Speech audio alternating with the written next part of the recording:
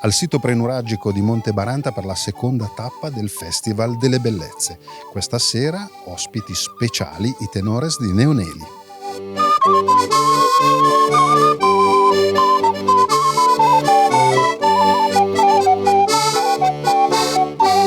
Mamma non quiere, mamma non quiere, mamma non quiere dammi imbriagare, mamma non quiere dammi imbriagare, proitegano che me da sa salute, mira la faga buona in gioventù, mira la faga buona in gioventù, si sano e forte che resi impezzare.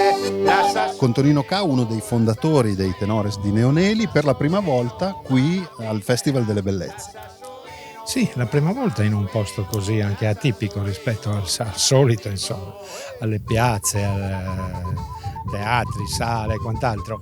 È vero, abbiamo cantato anche da poco davanti a un nuraghe molto famoso che è il nuraghe Losa, e ci è capitato anche altre volte di cantare in luoghi appunto archeologici, ma qui no, è veramente mozzafiato. Ecco, una piccola anticipazione di quello che sentiremo questa sera?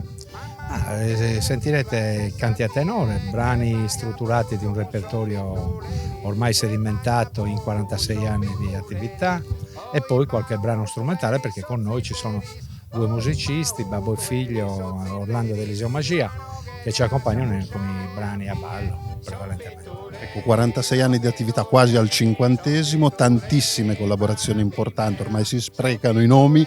C'è qualcosa di nuovo nei prossimi mesi, diciamo?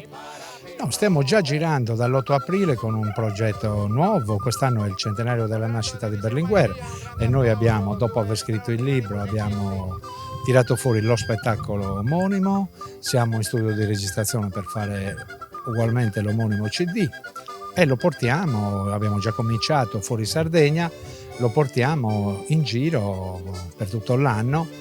Naturalmente non mancano gli altri concerti dedicati ad altri personaggi, che possono essere Emilio Lussu, che possono essere Gramsci, che può essere Eleonora d'Arborea, o i classici repertori come quello di stasera, in cui appunto condensiamo alcune delle pagine più belle che abbiamo cantato nel tempo. Casi d'intende di tutto sasana, ste gente morta con suo male veo, femmina mala, femmina mala.